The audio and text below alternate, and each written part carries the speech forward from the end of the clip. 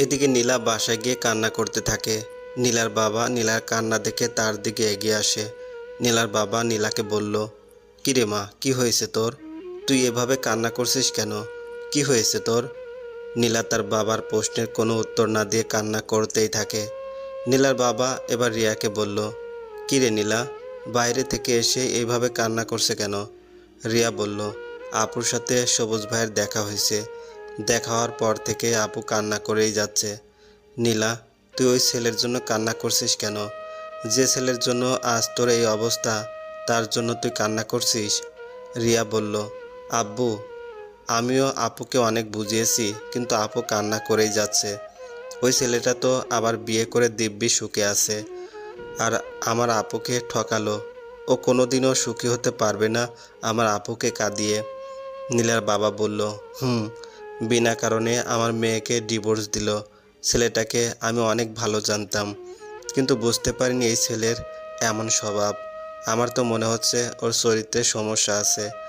নীলা এবার বলল, চুপ করো তোমরা প্লিজ। আপু, তুই এখনও ওর হয়ে কথা বলছিস? যে তোর জীবন নষ্ট করে দিয়েছে, তার হয়ে তুই এখনও কথা বলছিস? নীলা এবার তার বাবার কাছে গিয়ে বলল, আব্বু, আমাকে তোমরা ক্ষমা করে দিও প্লিজ। কিসের ক্ষমা? আর তুই কেন ক্ষমা চাইছিস? আব্বু, আমি তোমাদের ওই দিন মিথ্যা কথা বলেছি। আসলে সবুজ আমাকে ডিভোর্স দেয়নি। আমি সবুজকে ডিভোর্স দিয়েছিলাম ভুয়া রিপোর্ট দেখিয়ে। মানে কি? আসলে আমি সবুজকে মিথ্যা একটা অপবাদ দিয়ে ওর সাথে সব শেষ করে দিয়েছি। আর আমি সবুজকে জাল রিপোর্ট দেখিয়ে বলছি ও বাবা হতে অক্ষম। তাই আমি ওকে ডিভোর্স দিয়ে তোমাদের কাছে এসে মিথ্যা বলছি যে সবুজ আমাকে ডিভোর্স দিয়েছে। নীলার কথা শুনে সবাই হতবাক হয়ে গেল। নীলার বাবা বলল, তুই এমন করলি কেন? আব্বু, একটা ছেলের সাথে আমার রিলেশন ছিল। আমি ওকে খুব ভালোবাসতাম, কিন্তু ও আমাকে ঠকালো। সবুজ আমাকে ভালোবাসতো, কিন্তু আমি ওর ভালোবাসার মূল্য কোনোদিন দেইনি। ওর ভালোবাসাটা বুঝতে পারিনি। সবসময় ওকে কষ্ট দিতাম, কিন্তু ও কোনোদিন আমার সাথে রাগ দেখিয়ে একটা কথা বলেনি। কখনো কোনো কিছু নিয়ে প্রশ্ন করেনি। ছেলেটার কথা তো তুই আমাকে আগে বলিসনি। এখন এই ছেলে কই থেকে আসলো? আব্বু, ছেলেটার নাম আবির। বিয়ের আগে থেকে আমাদের রিলেশন ছিল। ওর কোনো জব ছিল না বলে আমি তোমার কাছে ওর কথা বলতে পারিনি। তাই তোমার পছন্দের ছেলেকেই বিয়ে করেছি। বিয়ের পরেও আমি আবিরের সাথে সব সময় কথা বলতাম। আবির এখন কোথায়? ও অন্য কাউকে বিয়ে করে ফেলছে। আমি ওর জন্য সবুজকে অনেক কষ্ট দিয়েছি, কিন্তু যার জন্য আমি এত কিছু করলাম সে আমার সাথে বেইমানি করছে, আমাকে আজে বাজে কথা বলছে। তোর কোনো কিছুই বুঝতে পারছি না আমি। তুই আমাকে ক্লিয়ার করে সব বল। তাহলে শোনো, ফ্ল্যাশব্যাক। আমি সবুজের সাথে সব সম্পর্ক শেষ করে চলে গেলাম আবিরের কাছে। আমি বাসা থেকে ফোন দিয়ে আবিরকে একটা ঠিকানায় আসতে বললাম। সেখানে গিয়ে আবিরের জন্য অপেক্ষা করতে থাকি। আবির অনেকক্ষণ পরে আসে। আবির এসে বলল, কি হয়েছে? এইভাবে জরুরি তলব কিসের? আবির, আমি সবুজের সাথে সব সম্পর্ক শেষ করে চলে আসছি। ওকে আমি ডিভোর্স দিয়ে দিছি। চলো আমরা বিয়ে করে ফেলি। তারপর আমি তোমাকে নিয়ে আমার বাসায় চলে যাব। আমরা নতুন করে আমাদের জীবন শুরু করব। আমাদের মাঝে আর কোনো বাধা নেই। কিসের বিয়ে? কিসের বিয়ে মানে কি? তুমি না বলেছিলে সবুজের সাথে সব সম্পর্ক শেষ করলে তুমি আমাকে বিয়ে করবে? এখন কি সব ভুলে গেলে? বলেছিলাম নাকি এই কথা? ঠিক মনে করতে পারছি না। আর বলে থাকলেও সেসব ভুলে যাও। ওইসব অতীত ছিল। মানে কি বলতে চাইছো তুমি আবির? সোজা কথা বুঝতে পারছো না? আমি বলছি আগে কি বলছি ভুলে যাও। আর হ্যাঁ, আমি যদি তোমাকে বিয়ে করি, এমন কি গ্যারান্টি আছে যে তুমি সবুজের মতো আমাকেও ঠকাবে না? আমার সাথে বিয়ের কিছুদিন পরে তুমি আবার আমার সাথে সম্পর্ক শেষ করে অন্য কারো কাছে চলে যাবে না? তার গ্যারান্টি কি আছে? কি বলছো এসব তুমি আবির? আমি তোমাকে ভালোবাসি শুধু। আমি সারা জীবন তোমার সাথে থাকতে চাই। হাস্যকর ব্যাপার, যে মেয়ে তার স্বামীকে রেখে অন্য পুরুষের কাছে চলে আসে, তার মুখে এসব মানায় না। আর হ্যাঁ শোনো, আমি বিবাহিত। আমি অনেক আগে বিয়ে করেছি, আর আমার স্ত্রী প্রেগনেন্ট। কি বলছি? আমি বিবাহিত। আমার স্ত্রী 3 মাসের গর্ভবতী। এই কথা বলতেই নীলা আবিরের গালে ঠাস করে একটা থাপ্পড় বসিয়ে দিল। আবিরও সাথে সাথে নীলার গালে থাপ্পড় মেরে দিয়ে বলল, তোর এত বড় সাহস, তুই আমার গায়ে হাত তুলিস? আরে তুই কি করে ভাবলি আমি তোকে বিয়ে করব? আমার কি মাথা খারাপ যে আমি অন্যের সাথে রাত কাটানো মেয়েকে বিয়ে করব? আরে তুই তো একটা নষ্টা মেয়ে। যে মেয়ে নিজের স্বামী রেখে অন্যের সাথে সম্পর্কে থাকে সে মেয়ে কখনো ভালো হতে পারে না। ছি আবির, আমি ভাবতেই পারিনি তুমি আমার সাথে এমন ব্যবহার করবে। আমি যা করছি সব তো তোমার জন্য করছি, আর তুমি আজ আমাকে এসব বলছো? তুমি আমাকে ঠকালে আবির। হা হা। আর তুই যে একটা সহজ সরল ছেলেকে দিনের পর দিন ঠকিয়ে আসলি, সেটা কি ছিল? আমি তো এসব তোমার জন্য করছি। আমি তো তোমাকে ভালোবাসি, তোমার সাথে থাকার জন্য এসব করছি। এখন মনে হচ্ছে আমি সত্যিই ভুল করছি। আমি তোমার জন্য একটা ছেলেকে অবহেলা করছি সব সময়। এখন বাই। আমার সাথে আর কোনো যোগাযোগ করার চেষ্টা করবি না।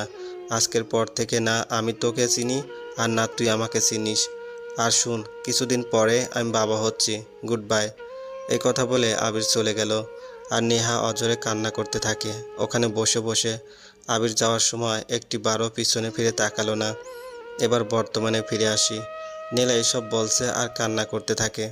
নীলার বাবা নীলাকে বলল, সি, আমার ভাবতেও খারাপ লাগছে যে তুই আমার মেয়ে। আব্বু। নীলা। আব্বু বলতেই নীলার বাবা নীলার গালে ঠাস করে একটা থাপ্পড় মেরে দিল, আর বলতে থাকে, তুই তোর এই মুখে আমাকে আর আব্বু বলে ডাকবি না। তুই কি জানিস তোর জন্য আমি সবুজকে কত অপমান করছি? তোর জন্য আমি সবুজকে বলছি তোকে আমরা অন্য কোথাও বিয়ে দিয়ে দিছি। ছেলেটা এসব শুনে সেদিন অনেক কান্না করছে আমার সামনে। মানে? তাহলে শোন, ফ্ল্যাশব্যাক। সবুজ তোর খোঁজ নিতে এসেছিল আমার কাছে, আর আমি ওকে অপমান করছি। সবুজ নীলার বাবাকে বলল, বাবা, নীলা কেমন আছে? নীলা কেমন আছে সেটা জেনে তুমি কি করবে?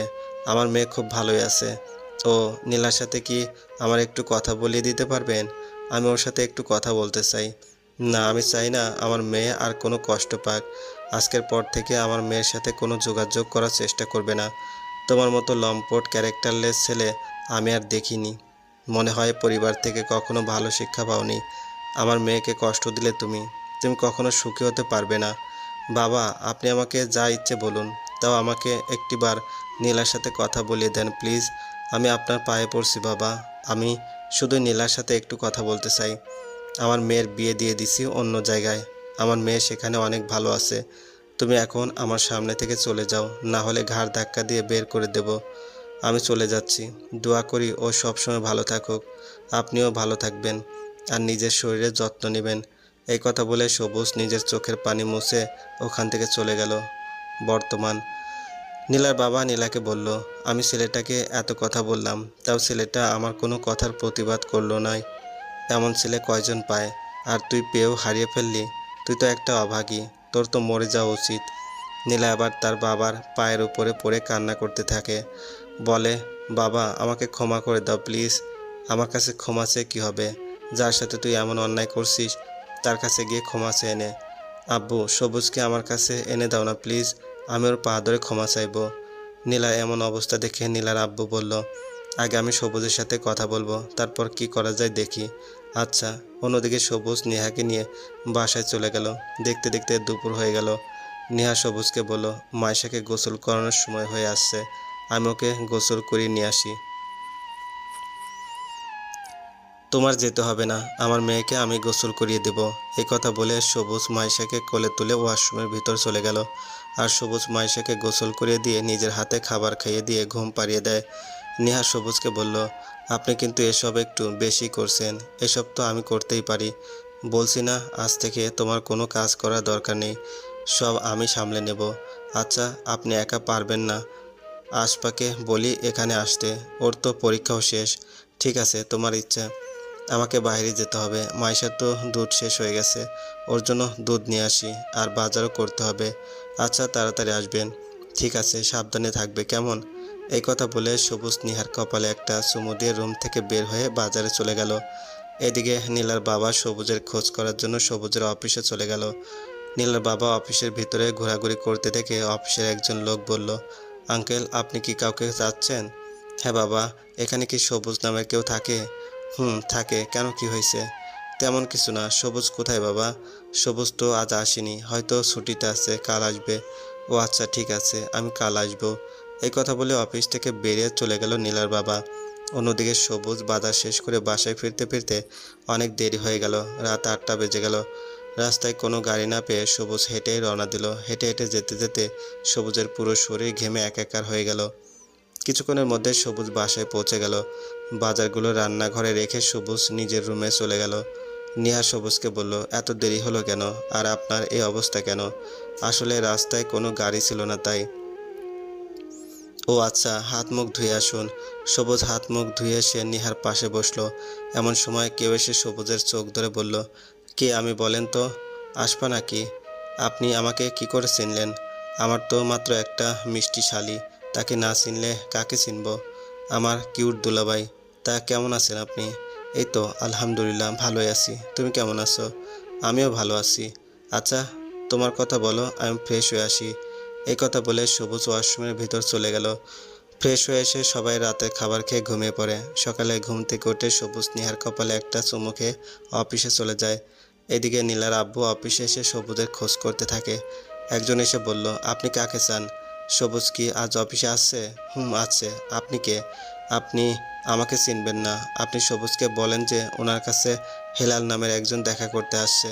ঠিক আছে, আপনি এখানে বসেন। আচ্ছা। তারপর লোকটা সবুজের কাছে গিয়ে বলল, স্যার আপনার সাথে একজন দেখা করতে আসছে। কে আসছে? নাম তো বলল হেলাল। হেলাল বয়স্ক? জি স্যার। সবুজ তাড়াতাড়ি করে উঠে চলে গেল। সবুজ হেলাল সাহেবের সামনে গিয়ে বলল, বাবা আপনি? বাবা তোমার সাথে আমার কিছু কথা ছিল। কথা পরে হবে, আপনি আগে আমার সাথে চলুন। সবুজ হেলাল সাহেবকে নিয়ে একটা রেস্টুরেন্টে নিয়ে গেল। তারপর দুজনকে খাবার শেষ করে বসে থাকে। সবুজ বলল, বাবা কি বলবেন? আর কিছু বলার থাকলে আমাকে তো একটা ফোন করতে পারতেন, আমি চলে যেতাম। আপনি কেন এত কষ্ট করে আসতে গেলেন? সমস্যা নেই বাবা, তোমাকে যে কথা বলার জন্য আসা। আসলে বাবা আমি খুব দুঃখিত, আমি না জেনে তোমার সাথে অনেক খারাপ ব্যবহার করছি। পারলে আমাকে তুমি ক্ষমা করে দিও। বাবা এসব কি বলছেন? আপনি আমার গুরুজন, আপনি আমার কাছে ক্ষমা চাইলে আমার পাপ হবে। আর আপনার উপরে আমার কোনো রাগ নেই। বাসার সবাই কেমন আছে? মা, রিয়া ওরা কেমন আছে? সবাই ভালো আছে। ও আচ্ছা, আর কিছু খাবেন আপনি? না বাবা। আচ্ছা, তোমরা কি আগের বাসায় আছো নাকি বাসা চেঞ্জ করছো? না বাবা, আগের বাসায় আছি। কেন? এমনি। ও আচ্ছা বাবা, এখন আমি উঠি, বাসায় যেতে হবে আমাকে। চলুন আপনাকে বাসায় পৌঁছে দিয়ে আসি আমি। লাগবে না, আমি একাই যেতে পারবো। আরে চলুন তো, আমি আপনাকে দিয়ে আসি বাসায়। সবুজ অফিসের গাড়ি নিয়ে হেলাল সাহেবকে তার বাসার সামনে নামিয়ে দেয়। হেলাল সাহেব বলল, বাবা অনেক দিন পরে আসলে, বাসা থেকে ঘুরে যাও একটু। ধন্যবাদ বাবা, আসলে আমার অফিসে কাজ আছে। আসি আমি, ভালো থাকবেন। একথা বলে সবুজ অফিসের দিকে চলে যায়। আর হেলাল সাহেব বাড়ির দরজার সামনে গিয়ে কলিং বেল চাপ দিতেই নিহার আম্মু এসে দরজা খুলে দিয়ে বলল, জামাইয়ের সাথে কি দেখা হয়েছে? এই কথা বলে হেলাল সাহেব সোফায় গিয়ে বসে। এর মধ্যে নীলা আর রিয়া চলে আসে। নীলা তার বাবার কাছে এসে বলল, আব্বু সবুজের সাথে দেখা হয়েছে? সবুজ কি তোমার সাথে খারাপ ব্যবহার করছে? না, সবুজের মতো ছেলে হয় না। ও আমাকে দেখে অনেক খুশি হয়ে গেল। তারপর হেলাল সাহেব সব ঘটনা খুলে বলল নীলাদের কাছে। হেলাল সাহেবের সব কথা শুনে নীলা বলল, বাবা আমি সবুজের সাথে কথা বলবো, আমাকে নিয়ে চলুন ওর কাছে, আমি ওর কাছে ক্ষমা চাইবো। আচ্ছা কাল নিয়ে যাব। অন্যদিকে সবুজ অফিসের কাজ শেষ করে তাড়াতাড়ি বাসায় চলে গেল। বাসায় গিয়ে সবুজ নিজের রুমে গিয়ে দেখে আশপা আর নেহা বসে বসে গল্প করছে আর মায়েশা ঘুমোচ্ছে। আশপা সবুজকে দেখে বলল, দুলাভাই আমার জন্য কি এনেছেন? সরি শালিকা, কিছুই আনতে পারিনি, আসলে খুব তাড়াতাড়ি করে বাসায় চলে আসলাম, তাই কিছু আনতে পারিনি। সবুজের কথা শুনে মায়েশা ঘুম থেকে উঠে গেল। সবুজ মায়েশাকে কোলে তুলে নিয়ে বলল, ঘুম ভেঙে গেছে আম্মু? হুম। আমার জন্য চকলেট এনেছো? এনেছি, এই নাও।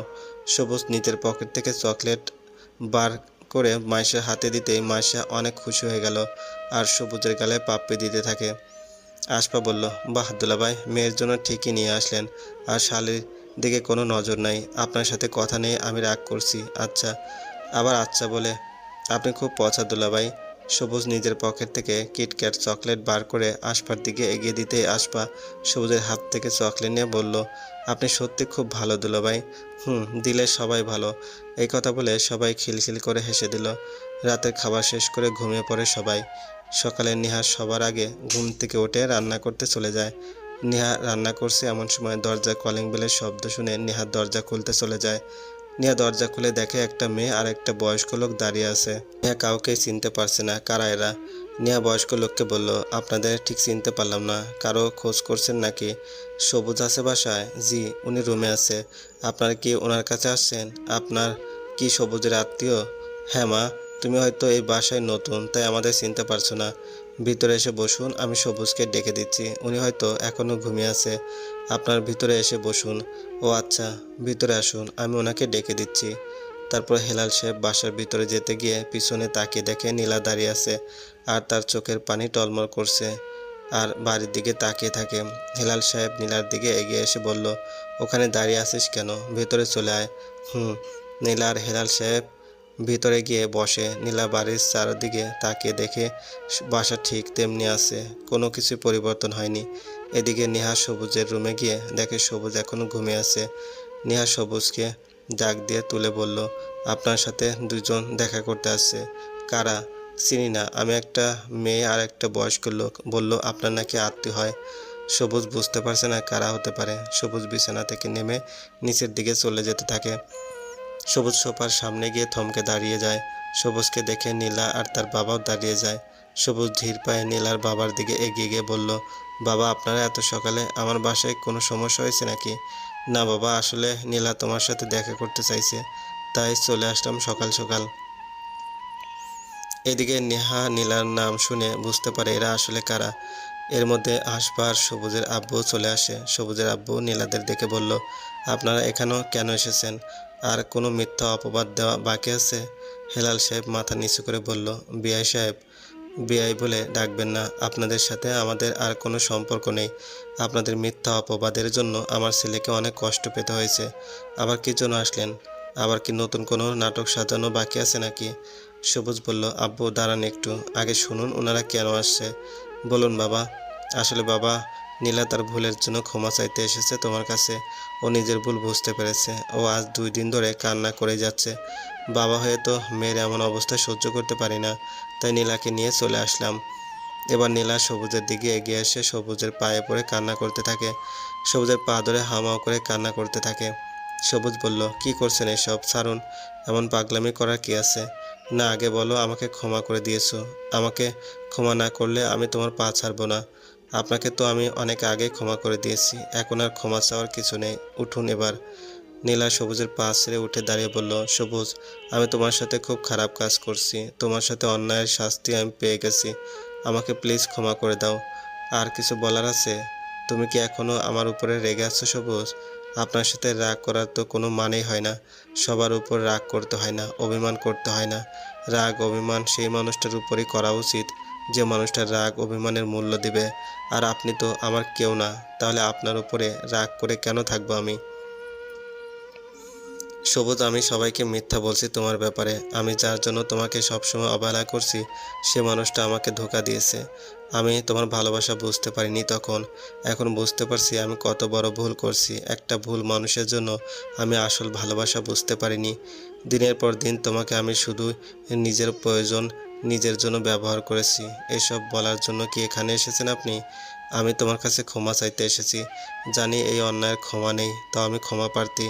আমি আপনাকে ক্ষমা করে দিয়েছি, তবে কিছু কথা না বললেই নয়। আপনি হয়তো জানেন না আপনার জন্য আমাকে কতটা কষ্ট পেতে হয়েছে, কতদিন না খেয়েছিলাম। আপনি সব সময় আমার সাথে খারাপ আচরণ করতেন। আমি তখনও কিছুই বলতাম না, নিজের কষ্টগুলো নিজের মধ্যেই রাখতাম। কখনো আপনার কোনো কাজে বাধা দিতাম না। আপনি রাত জেগে অন্য কারোর সাথে ফোনে বিজি থাকতেন। আপনি কি মনে করতেন আমি ঘুমিয়ে থাকতাম? ভুল জানতেন। আমি রাত জেগে অনেক কান্না করছি, তাও আপনাকে কিছুই বলিনি। রাতের পর রাত বোবা কান্না করছি, কখনো আমার কান্নার শব্দ আপনার কান অবধি পৌঁছাতে দেয়নি। নিজের সব কষ্ট নিজের বুকে চাপা দিয়ে রেখেছি। কখনো বুঝতে দেয়নি আমার খুব কষ্ট হয় তোমার এমন আচরণে।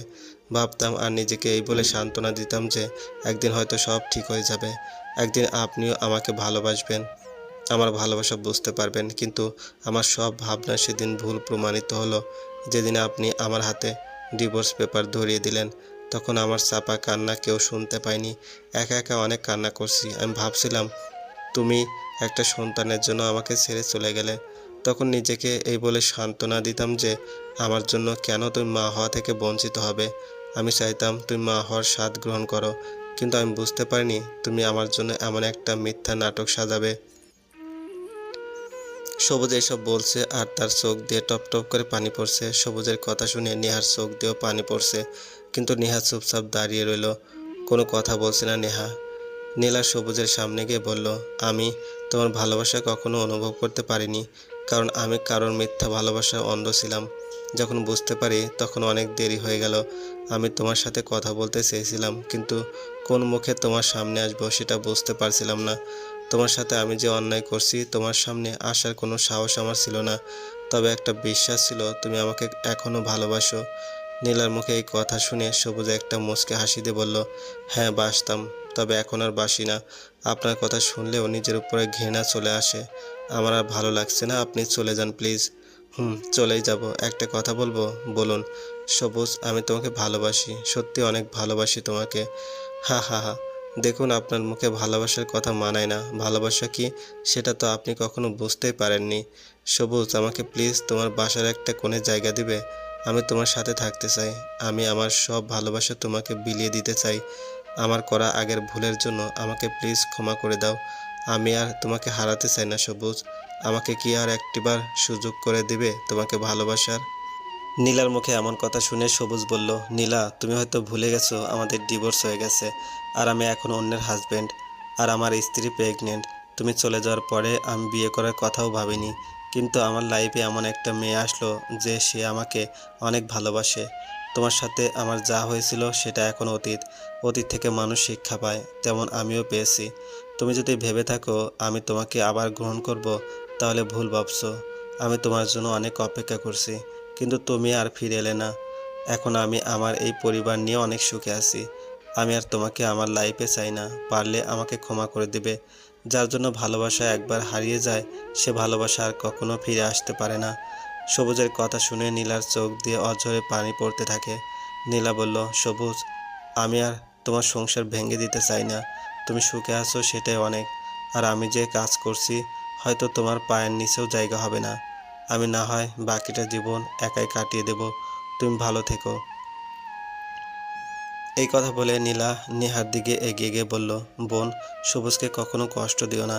ওর খেয়াল রাখবে সব সময়। সবুজের মতো হাজব্যান্ড পাওয়া সত্যি অনেক ভাগ্যের ব্যাপার। আমি পেয়েও আবার হারিয়ে ফেলছি। তুমি আমার মতো ভুল করো না। ভালো থেকো বোন। নেহাকে এসব বলে নীলা তার বাবাকে বলল, আব্বু চলো বাসায় চলে যাই, এখানে আমার আর ভালো লাগছে না। তুই যা, আমি আসছি। নীলা কান্না করতে করতে বাইরে চলে গেল। হেলাল সাহেব সবুজের কাছে এসে বললেন, বাবা ভালো থেকো। আমার আর কিছু বলার মুখ নেই, আসি। আমি চাইলেও জোর করতে পারি না, কারণ সেই ক্ষমতা আমার নেই। আসি বাবা। এই কথা বলে হেলাল সাহেব বাসা থেকে বের হয়ে চলে গেল। এদিকে সবুজ নিজের রুমে গিয়ে কান্না করতে থাকে। নেহা সবুজের অবস্থা বুঝতে পেরে নেহাও সবুজের পিছনে রুমের দিকে চলে গেল। সবুজ রুমে বসে কান্না করছে। এমন সময় নেহা সবুজের কাছে গিয়ে বলল, এত কষ্ট যখন হচ্ছে তাকে ফিরিয়ে দিলেন কেন? আমার তো নীলার জন্য কষ্ট হচ্ছে না, তাহলে? আমার এটাই খারাপ লাগছে যে আমার ভালোবাসা বুঝতে পারেনি নীলা, যার জন্য এত কিছু করলাম। নিজের সব কষ্ট লুকিয়ে রেখে ওর মুখে হাসি ফোটানোর চেষ্টা করছি। কখনো মিথ্যা হাসি ছাড়া আর কিছুই পাইনি। যা হয়েছে বাদ দিন, সেটাই ভালো। মাইশা কোথায়? ওকে তো দেখতে পারছি না। মনে হয় আফসার কাছে আছে। আপনি ফ্রেশ হয়ে আসুন, সকাল থেকে তো কিছুই খেলেন না। আচ্ছা। দেখতে দেখতে কয়েক মাস কেটে গেল। সুন্দরভাবে চলছে তাদের জীবন। 1 মাস পরে নেহার ডেলিভারি হবে। সবুজ অফিস থেকে ছুটি নিয়ে বাসায় চলে আসলো 1 মাসের জন্য। রাতের খাওয়া দাওয়া শেষ করে সবুজ নেহা ঘুমাতে আসলো। নেহা সবুজের বুকে মাথা রেখে শুয়ে আছে, আর সবুজ নেহার মাথায় বিলি কেটে দিচ্ছে। এমন সময় নেহা বলল, আচ্ছা, আমি যদি মরে যাই আপনি কি আমাকে মিস করবেন? নেহার মুখে এমন কথা শুনে সবুজ বলল, এসব কি কথা বলছো তুমি? কি বললাম? বাচ্চা ডেলিভারির সময় তো অনেকেই মারা যায়, তাই বললাম যদি আল্লাহ না করুক আমারও যদি মৃত্যু হয়ে যায় তখন কি আপনি আমাকে মিস করবেন? এসব কথা আর কখনো বলবে না। আমি তোমাকে হারাতে চাই না নেহা।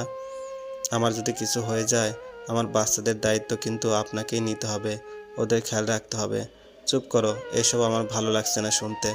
আচ্ছা বলবো না, এখন অনেক রাত হয়েছে, আসেন ঘুমিয়ে যাই। চলো।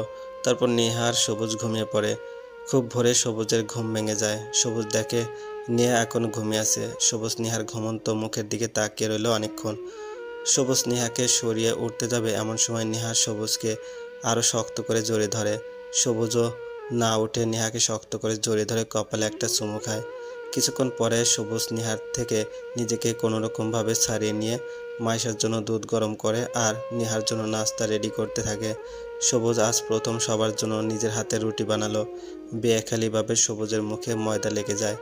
মুখের অনেক জায়গায় ময়দা লেগে যায়। আর রুটির যে সাইজ তা আর কি বলবো। রুটি তো নয়, যেন বাংলাদেশের মানচিত্র এঁকেছে সবুজ। ছেলেদের হাতে বানানো রুটি আর মেকন হবে। তাও অনেক কষ্ট করে সবুজ সবার জন্য রুটি বানাতে থাকে।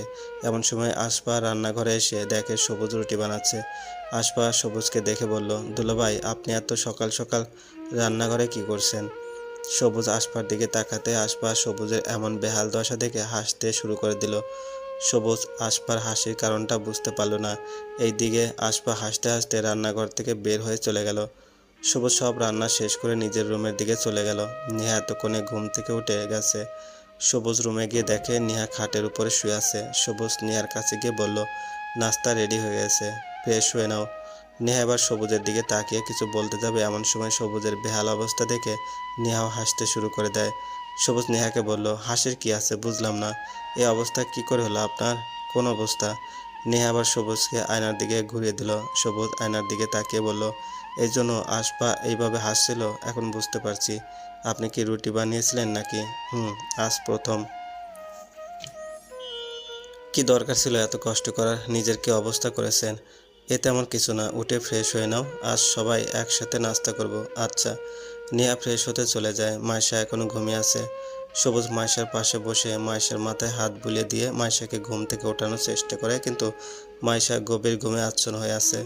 নেহা ফ্রেশ হয়ে এসে বলল, একটু আগে ঘুম থেকে উঠে কান্না করছিল, আমি আবার ঘুম পাড়িয়ে দিচ্ছি, এখন ঘুমাচ্ছে, ডাকার দরকার নেই। ঠিক আছে, চলো এবার। সবুজ নেহাকে ধরে ধরে নাস্তার টেবিলের দিকে নিয়ে যেতে থাকে। একটা চেয়ার টেনে নেহাকে সবুজ বসিয়ে দিয়ে সেই ও নেহার পাশে বসে পড়ে।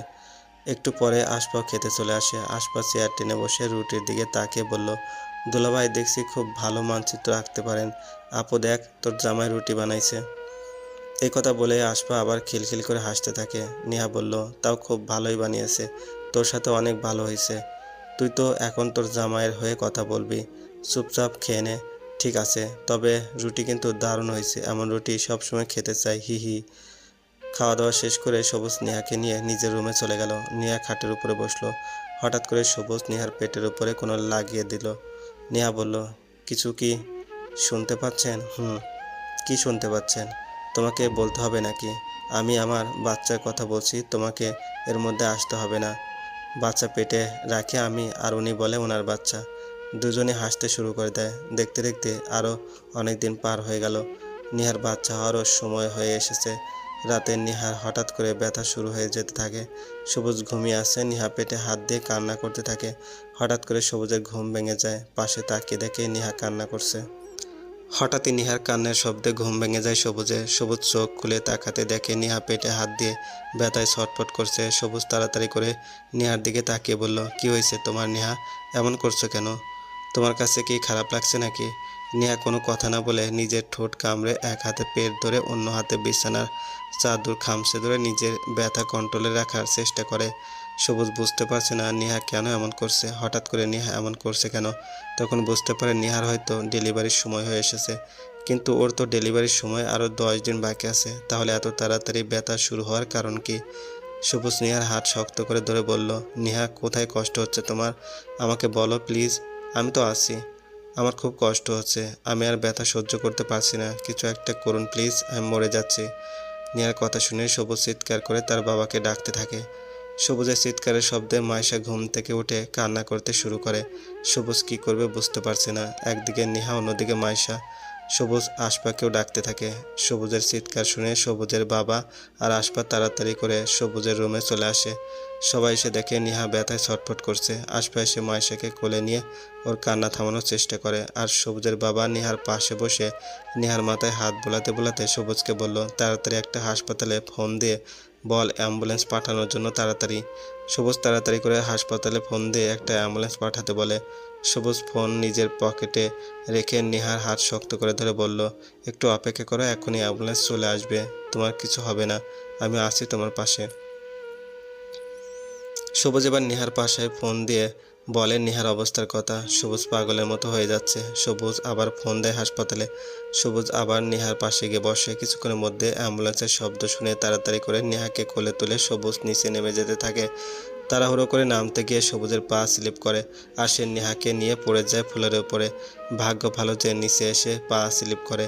সিঁড়ি থেকে পা স্লিপ করে সবুজ গিয়ে একটা বাড়ি খায় একটা কাঠের টেবিলের সাথে, আর তার কপাল ফেটে দেয়। কপাল থেকে রক্ত বের হতে শুরু করে দেয়। সবুজ পড়ে গিয়েও নেহাকে ছাড়েনি। আবার নেহাকে নিয়ে সোজা হয়ে দাঁড়িয়ে তাড়াতাড়ি করে গাড়ির দিকে চলে যেতে থাকে। আর সবুজের কপাল দিয়ে রক্ত পড়তে থাকে। সেদিকে তার কোনো খেয়াল নেই।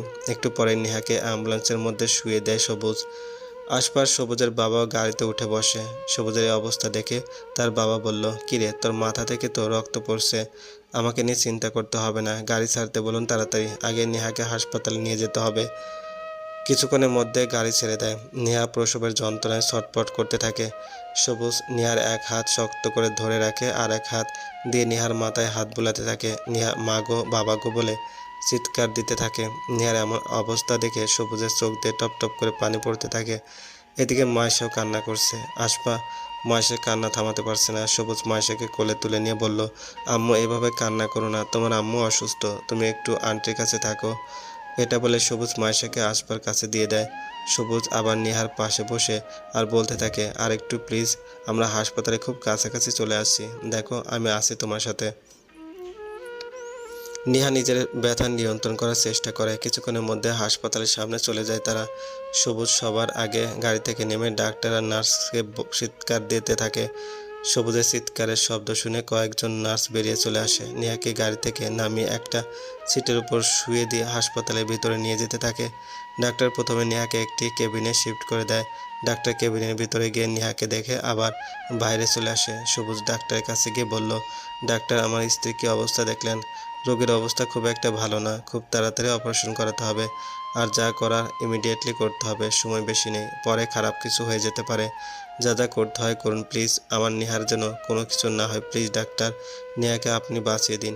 আমরা আমাদের মতো চেষ্টা করব, বাকিটা আল্লাহর ইচ্ছে। তবে রোগীর যে অবস্থা এখন আমি শিওরও দিয়ে কোনো কথা বলতে পারছি না, দোয়া করুন। আর আমি অপারেশনের জন্য সব রেডি করে আসি। আর আপনার কপাল থেকেও তো রক্ত বের হচ্ছে, আপনার কপালে ব্যান্ডেজ করা দরকার। আমাকে নিয়ে ভাবতে হবে না, আপনি আগে অপারেশনের কাজ শুরু করুন প্লিজ। ঠিক আছে। এই কথা বলে ডাক্তার চলে গেল। সবুজ দরজার মধ্যে উকি দিয়ে দেখে নেহা এখনো ব্যথায় কান্না করছে। নেহার এমন অবস্থা দেখে সবুজ যেন পাগলের মতো হয়ে যাচ্ছে। সবুজের বাবা সবুজের দিকে এগিয়ে এসে বলল, সবুজ তুই একটু শক্ত হ বাবা, তুই এমন করছিস কেন? বাবা দেখো নেহা কতটা কষ্ট পাচ্ছে, আমি এসব নিতে পারছি না। কিছুক্ষণের মধ্যে হাসপাতালের মধ্যে চলে আসে নেহার বাবা মা। নেহার বাবা সবুজের কাছে এসে বলল, বাবা নেহার এখন কি অবস্থা? বাবা নেহার অপারেশন হবে একটু পরে, ডাক্তার দেখছে ওকে। নেহার কেবিন থেকে একজন নার্স বেরিয়ে এসে বলল, এখানে সবুজকে। সবুজ নার্সের দিকে এগিয়ে গিয়ে বলল, আমি সবুজ, কি হয়েছে? রোগী আপনার সাথে দেখা করতে চায়, আপনি একা ভিতরে আসুন। তারপর সবুজ ভিতরে চলে যায়। নার্সও বাইরে দাঁড়িয়ে থাকে। সবুজ কেবিনের ভিতরে গিয়ে দেখে নেহার চোখ গড়িয়ে পানি পড়ছে। সবুজ নেহার দিকে এগিয়ে গিয়ে নেহার চোখের পানি মুছে দিয়ে নেহার পাশে বসে বলল, আমি ডাক্তারের সাথে কথা বলছি, একটু পরে অপারেশন শুরু হয়ে যাবে, চিন্তা করো না, সব ঠিক হয়ে যাবে, তোমার সব কষ্ট কিছুক্ষণের মধ্যে ভালো হয়ে যাবে। আপনাকে আমার কিছু কথা বলার ছিল। বলো। আমাকে একটা কথা দিতে হবে আপনাকে। কি কথা? আমার যদি কিছু হয়ে যায়, অপারেশনের সময় যদি আমার মৃত্যু হয়ে যায়, তখন কিন্তু আপনি আর কখনো বিয়ে করতে পারবেন না। আপনি আমার বাচ্চাদের ভালোভাবে মানুষ করবেন, আপনি হবেন ওদের মা বাবা। আর হ্যাঁ, আমি আপনাকে আর কারো হতে দেব না। আপনি এই পারেও আমার, ওই পারেও আমারই থাকবেন। নেহা, তোমার কোনো কিছুই হবে না, এসব কথা বলো না প্লিজ। আমি তো আছি, তোমার কিছু হলে আমি কিনে থাকবো। তোমার কিছুই হতে পারে না, আল্লাহ আমাদের সাথে কোনো খারাপ কিছু করবে না। আমার খুব ভয় করছে। ভয় পাওয়ার কিছু নেই, আমি তো তোমার সাথে আছি, আমি তোমাকে ছেড়ে কোথাও যাব না, তুমি ভয় পাবে না একদম। লক্ষ্মী বউ আমার। একটা নার্স এসে বলল, আপনি একটু বাইরে আসুন, ডাক্তার আপনাকে ডাকছে। আচ্ছা আপনি যান, আমি আসতেছি, একটু অপেক্ষা করতে বলুন। সবুজ নেহাকে বলল, চিন্তা করবে না, একদম আমি আছি, ঠিক আছে, আমি ডাক্তারের সাথে কথা বলে আসছি, ভয় পাবে না কেমন? নেহা মাথা নাড়ালো। তারপর সবুজ নেহার কপালে আর একটা চুমু খেয়ে কেবিন থেকে বেরিয়ে চলে গেল ডাক্তারের কাছে। ডাক্তার সবুজের দিকে একটা কাগজ এগিয়ে দিয়ে বলল, এখানে একটা সিগনেচার করে দিন। কিসের কাগজ এটা? আসলে অপারেশনের সময় আল্লাহ না করুক যদি খারাপ কিছু হয়ে যায় তখন এর দায়ভার কে নেবে? তার জন্য এখানে একটা সিগনেচার করতে হবে যাতে আমাদের কোনো সমস্যা না হয়। আপনি সিগনেচার না করলে আমরা অপারেশন শুরু করতে পারবো না। ঠিক আছে, আমি সিগনেচার করে দিচ্ছি। সবুজ ডাক্তারের হাত থেকে কাগজ নিয়ে সিগনেচার করে আবার সেই কাগজ ডাক্তার দিকে এগিয়ে দিয়ে বলল, ডাক্তার প্লিজ দেখবেন আমার স্ত্রীর যেন কিছু না হয় প্লিজ। দেখুন, ভেঙে পড়বেন না। জন্ম আর মৃত্যু এটা আল্লাহর হাতে। আমি আমার মতো চেষ্টা করব। ধন্যবাদ ডাক্তার সাহেব। তারপর ডাক্তার চলে গেল। একটু পরে নিহাকে অপারেশন রুমের দিকে নিয়ে যেতে থাকে। নিহা সবুজের দিকে তাকিয়ে রইল। সবুজও নিহার দিকে এগিয়ে চলে গেল। আর সবুজ নিহার মাথায় হাত রেখে বলল, ভয় পাবে না, সব ঠিক হয়ে যাবে। এবার নিহাকে ভিতরে নিয়ে যাবে। এমন সময় নিহা সবুজের হাত ধরে পেলে সবুজ নিহার হাতে হাত রেখে বলল, নিহা যাও, তুমি চিন্তা করবে না। তারপর নিহাকে ভিতরে গিয়ে অপারেশন রুমের দরজা বন্ধ করে দেয়। সবুজ এতক্ষণ নিহার সামনে নিজেকে শক্ত করে রাখার চেষ্টা করতে পেরেও নিহার চোখের আড়াল হতেই সবুজ কান্না করতে শুরু করে। নিহার বাবা সবুজের দিকে এগিয়ে এসে তার কাঁধে হাত রাখতেই সবুজ চমকে ওঠে। তাকিয়ে দেখে নিহার বাবা। নিহার বাবা সবুজকে বলল, বাবা, এভাবে ভেঙে পড়লে হবে না, নিজেকে শক্ত রাখার চেষ্টা করতে হবে। তুমি এভাবে ভেঙে পড়লে কি করে হবে? বাবা, আমি আর পারছি না। নেহা কতটা কষ্ট পাচ্ছে, আমি আর নিজেকে শক্ত করে রাখতে পারছি না। এবার যে ডাক্তার অপারেশন করবে সে চলে আসে আর সে অপারেশন রুমে ঢুকবে। এমন সময় সবুজ বলল, ডাক্তার একটা রিকোয়েস্ট করব, রাখবেন প্লিজ? কি রিকোয়েস্ট? ডাক্তার, আমি অপারেশন রুমে থাকতে চাই, প্লিজ না করবেন না। আমি থাকলে আমার স্ত্রী সাহস পাবে, অনেক ভয় পাচ্ছে, প্লিজ আমাকে ভিতরে যেতে দিন। সরি, আমাদের এখানে এটা অ্যালাউ না, রোগী আর ডাক্তার ছাড়া আমরা আর কাউকে অ্যালাউ করি না, প্লিজ ডাক্তার। সরি। নেহার বাবা ডাক্তারের কাছে এসে বলল, ডাক্তার সাহেব, আপনি হয়তো ওর অনুভূতি আপনি বুঝতে পারছেন না। দেখুন, মেয়েটা খুব ভয় পাচ্ছে। ওর হাজব্যান্ড যদি ওর সামনে থাকে তাহলে মেয়েটার ভয় একটু হলেও কমে যাবে। ডাক্তার কিছুক্ষণ চুপ থেকে বলল, আচ্ছা ঠিক আছে, শুধু রোগীর ভয় কাটানোর জন্য ওনাকে ভিতরে নেব, কিন্তু অপারেশনের ঠিক আগ মুহূর্তে ওনাকে বাইরে চলে আসতে হবে। সবুজ বলল, ঠিক আছে ডাক্তার, আমি বের হয়ে যাব। তারপর ডাক্তার সবুজকে নিয়ে অপারেশন রুমের ভিতরে চলে যায়। নেহা সবুজের দিকে তাকাতে সবুজ নেহার দিকে তাকিয়ে একটা মুচকে হাসি দিয়ে হাত দিয়ে ইশারা করে বলল, সে আছে। নেহার মুখেও হাসি রেখা ফুটে ওঠে। এবার ডাক্তার নেহাকে ইঞ্জেকশন দিয়ে অজ্ঞান করে দেয় আর সবুজকে বের হয়ে যেতে বলে। সবুজ ইচ্ছার বিরুদ্ধে অপারেশন রুম থেকে বেরিয়ে চলে আসে। সবুজ অপারেশন রুম থেকে বেরিয়ে চলে আসার সাথে সাথে নেহার অপারেশন শুরু হয়ে যায় আর বাকি সবাই অপারেশন রুমের সামনে দাঁড়িয়ে থাকে। নেহার আম্মু নামাজের বিছানায় বসে নেহার জন্য আল্লাহর দরবারে দোয়া করতে থাকে।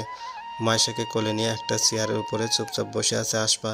সবুজের বাবা আর নেহার বাবা চুপচাপ দাঁড়িয়ে আছে। সবুজ দেওয়ালের সাথে হেলান দিয়ে অপারেশন রুমের সেই লাল লাইটের দিকে তাকিয়ে আছে এক দৃষ্টিতে। সবাই স্তব্ধ। সবাই সবুজের চোখের সামনে ভাসছে নেহার সাথে কাটানো সেই সময়গুলি। নেহার কথা ভাবতেই সবুজের চোখের পানি গড়িয়ে পড়তে থাকে। অনেকক্ষণ হয়ে গেল, এখনো অপারেশন শেষ হলো না। সবুজের চিন্তা আরও বেড়ে যেতে থাকে। সবুজ তার বাবার কাছে গিয়ে বলল, বাবা, এত সময় লাগছে কেন? আমি তো আর সহ্য করতে পারছি না। আর একটু অপেক্ষা কর, চিন্তা করিস না, বৌমার কিছু হবে না। তাই যেন হয়, না হলে আমিও মরে যাব বাবা। আমি নেহাকে ছাড়া থাকতে পারবো না। তুই কি পাগল হয়ে যাচ্ছিস? তুই তো এমন ছিলি না। যখন তোর মা আমাকে রেখে চলে যায় তখন তুই তো আমাকে সান্ত্বনা দিয়েছিলি, কিন্তু আজ তুই এমন করছিস কেন?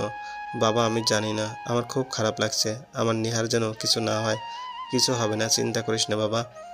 আরও কিছু সময় পার হয়ে যায় আর অপারেশনের রুমের লাইটও অফ হয়ে যায়। সবাই তাড়াতাড়ি করে অপারেশন রুমের দরজার সামনে চলে আসে। কিছুক্ষণের মধ্যেই ডাক্তার বেরিয়ে আসে। সবুজ ডাক্তারকে দেখে বলল, ডাক্তার, আমার স্ত্রী ঠিক আছে তো? ডাক্তার কোনো কথা না বলে চোখ থেকে চশমা খুলে দাঁড়িয়ে থাকে। সবুজ আবার বলল, কি হলো ডাক্তার, কথা বলছেন না কেন? আরে, এত ভয় পাওয়ার কিছু হয়নি। আপনার স্ত্রী সম্পূর্ণ সুস্থ আছে আর আপনার একটা ফুটফুটে ছেলে সন্তান হয়েছে। মা ও ছেলে দুজনেই সুস্থ আছে। একটু পরে তাদের কেবিনে শিফট করা হবে, তখন দেখা করতে পারবেন। ডাক্তারের কথা শুনে সবুজ খুশি হয়ে ডাক্তারকে জড়িয়ে ধরে বলল, আলহামদুলিল্লাহ, ধন্যবাদ ডাক্তার সাহেব, অসংখ্য ধন্যবাদ আপনাকে। আপনি আবার আমার স্ত্রীকে আমার বুকে ফিরিয়ে দিলেন। আমাকে ধন্যবাদ দেওয়ার কিছু নেই, আল্লাহকে দিন। আর আল্লাহ আপনাদের আলাদা করতে চায়নি। আমি আমার এতদিনের অপারেশন ক্যারিয়ারে আপনার মতো হাজব্যান্ড কাউকে দেখিনি, যে একটা হাজব্যান্ড কতটা কেয়ারিং হতে পারে। এমন হাজব্যান্ড সব মেয়েদের কপালে থাকলে হয়তো আর কোনো মেয়েকে বাচ্চা জন্ম দিতে গিয়ে মরতে হতো না। প্রতিটি হাজব্যান্ড যদি তার স্ত্রী প্রেগনেন্টের সময় পাশে থাকে আর তাকে এইভাবে সাপোর্ট দেয়, তাহলে হয়তো আর কোনো মেয়েকে অকালে প্রাণ হারাতে হতো না। আপনাদের জন্য দোয়া রইল, আসি। এই কথা বলে ডাক্তার চলে গেল। সবুজ অনেক খুশি হয়ে গেল। সবুজ তার বাবাকে জড়িয়ে ধরে কান্না করতে শুরু করে দেয়। কিরে, এখন আবার কান্না করিস কেন? এটা দুঃখের কান্না না বাবা, এটা তো সুখের কান্না। সবার মুখে হাসির রেখা ফুটে ওঠে। সবাই অনেক খুশি। নেহাকে কিছুক্ষণ পরে ক্যাবিনে শিফট করা হলো। একে একে সবাই নেহার সাথে দেখা করে বেরিয়ে চলে আসে। এবার সবুজ মায়েশাকে কোলে নিয়ে নেহার ক্যাবিনে চলে গেল। সবুজ নেহার ক্যাবিনে গিয়ে দেখে নেহা শুয়ে আছে। নেহা সবুজকে দেখে একটা মুচকে হাসি দিয়ে উঠতে যাবে, এমন সময় সবুজ তাড়াতাড়ি করে নেহার পাশে গিয়ে নেহাকে ধরে একটু উপরে উঠিয়ে পিঠের নিচে একটা বালিশ দিয়ে দেয়। সবুজ মায়েশাকে এক পাশে বসিয়ে দিয়ে নেহাকে বলল, এখন কেমন আছো তুমি? ভালো আছি। কই আমার ছেলেকে আমার কাছে দাও, আমি একটু কোলে তুলে নেই। এটা আপনার ছেলে না, ওটা আমার ছেলে। আমি এত কষ্ট করলাম আর আপনি নিজের ছেলে বলছেন। আচ্ছা সরি, তোমার ছেলেকে একটু আমার কাছে দাও। এবার নেহা একটু মিষ্টি হাসি দিয়ে নেহার বাচ্চাকে সবুজের কোলে তুলে দিল। সবুজ তার ছেলেকে কোলে তুলে আদর করতে থাকে, আবার নেহার কাছে ফিরিয়ে দেয়। সবুজ বলল, এতক্ষণ বাচ্চাদের তো আদর করলাম, এবার তোমাকে একটু করি। বাচ্চাদের সামনে লজ্জা নেই আপনার? সবুজ এবার এক হাত মাইশার চোখের সামনে আর এক হাত ছেলের চোখের সামনে রেখে বলল, এবার ওরা আর দেখতে পাবে না। আপনিও না? কি আমি? কিছু না। তাহলে আদর করি। এই কথা বলে সবুজ নেহার ঠোঁটে একটা চুমু খায়। তারপর থেকে তাদের জীবন সুন্দরভাবে চলতে থাকে। এক ছেলে এক মেয়ে নিয়ে তাদের সুখী পরিবার হয়ে ওঠে আরও আনন্দময়।